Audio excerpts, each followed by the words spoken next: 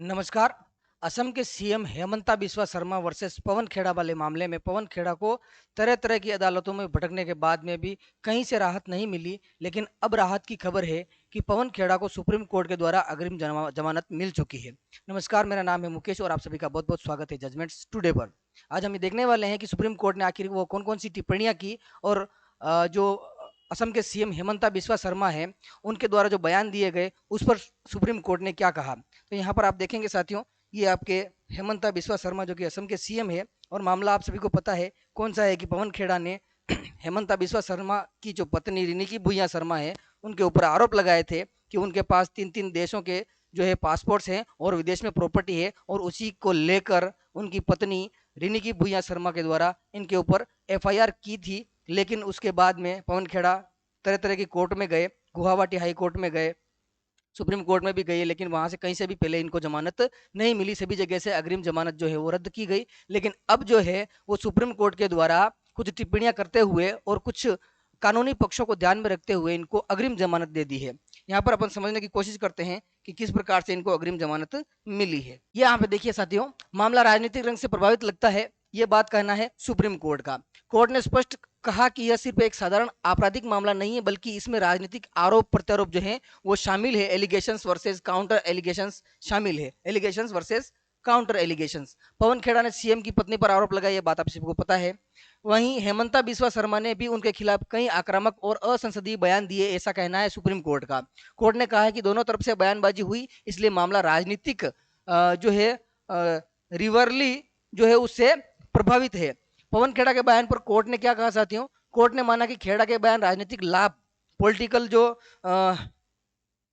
मिलीक्स हैं, लेने के लिए लगते हैं, लेकिन यह भी कहा कि इससे तुरंत यह साबित नहीं होता कि उन्होंने कोई गंभीर अपराध किया है जिसके लिए उन्हें गिरफ्तार करना जरूरी है। मतलब कोर्ट का यह कहना है कि ऐसे कोई गंभीर या आरोप नहीं है कि उनको गिरफ्तार करना पड़े, बिना गिरफ्तारी के भी जांच हो सकती है। और सीएम के बयानों पर कोर्ट ने क्या कहा?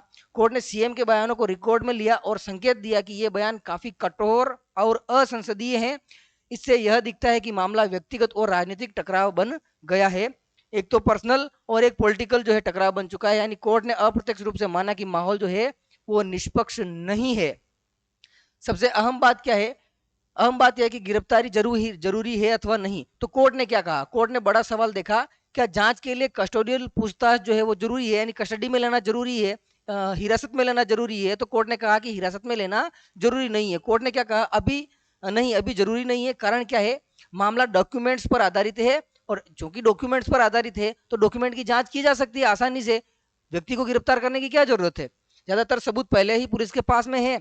आरोपी को हिरासत में लिए बिना भी जांच हो सकती है। और तो यदि अगर घी जो है वो सीधी उंगली से निकल रहा है तो टेढ़ी करने की क्या जरूरत है? इसलिए खेड़ा को गिरफ्तार करने की कोई जरूरत नहीं है। यहाँ पर एक कानूनी पक्ष जो है वो कोर्ट के द्वारा पेश किया गया और वो क्या किया गया? व्यक्तिगत स्वतंत्रता यानी आर्टिकल 21 जो है उस पर जोर देते हुए कोर्ट ने क्या कहा? व्यक्तिगत स्वतंत्रता बहुत महत्वपूर्ण अधिकार है। किसी को जेल भेजना आसान फैसला नहीं होता है। जेल भेजने के लिए कठोर सबूत की जरूरत पड़ती है, खासकर जब मामला राजनीतिक हो और गिरफ्तारी की तत्काल जरूरत न हो। तो फिर गिरफ्तारी की क्या जरूरत है? सुप्रीम कोर्ट का सिद्धांत क्या कहता है साथियों?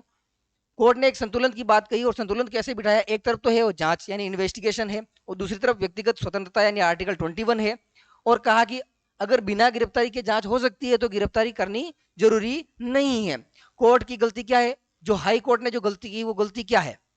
सुप्रीम कोर्ट ने बताया कि जो गुवाहाटी हाई कोर्ट है उसने कौन सी गलती की? कोर्ट ने सभी तथ्यों को सही तरीके से नहीं समझा, ऐसा कहना है सुप्रीम कोर्ट का। कुछ मामलों में आरोपी पर ही साबित करने का बोझ डाल दिया गया है जो सही नहीं है। ऐसा कहते हुए अंतिम रूप से कोर्ट ने क्या निष्कर्ष दिया? मामला राजनीतिक प्रभाव वाला है, गिरफ्तारी जरूरी नहीं है, इसलिए पवन खेड़ा को अग्रिम जमानत दी जाती है। साथ में कुछ शर्तें भी लगाई जांच में। देखो, पवन खेड़ा के ऊपर ये जो जमानत दी हुई है, ये जमानत कुछ शर्तों पे, और शर्तों पे कैसे कि जांच में सहयोग करना जरूरी है। यदि आपके पास में जांच के लिए कोई पूछताछ होती है तो उसमें आप सहयोग करेंगे, प्रॉपर जानकारी आप बताएंगे, सबूतों से छेड़छाड़ नहीं करेंगे, आपने जो भी सबूत दिए हैं उनमें कोई फेरबदल नहीं होना चाहिए, देश छोड़कर नहीं जाना है। यानी इस जांच के बीच में यदि आप देश छोड़कर चले जाते हैं तो आप जो है आपको गलत साबित किया जा सकता है, तो आप यहीं पर रहेंगे, क्योंकि पहले आरोप लगाया गया था विश्वा शर्मा के द्वारा कि ये देश छोड़कर जा सकते हैं, भाग सकते हैं, दिल्ली चले गए, वहां चले गए, ऐसी बात कही गई थी। तो कुल मिला के मामला इस प्रकार का है कि खेड़ा को अग्रिम जमानत कुछ शर्तों के आधार पर कोर्ट के द्वारा, सुप्रीम कोर्ट के द्वारा दे दी गई है। अब इस मामले में आप किस प्रकार की अपनी राय रखते हैं, उस राय को कमेंट बॉक्स में कमेंट करके बताना है, और राय में ये बातें जरूर लिखना है कि कोर्ट का रुख क्या है और खेड़ा का रुख क्या है, और जो सीएम है असम के भी हेमंता बिस्वा शर्मा, उनका रुख क्या है, क्या मामला पक्षपाती लगता है। आपकी अपनी राय कमेंट बॉक्स में जरूर लिखें। मिलेंगे किसी अन्य वीडियो में, तब तक के लिए धन्यवाद। शेयर जरूर करें और सब्सक्राइब करें।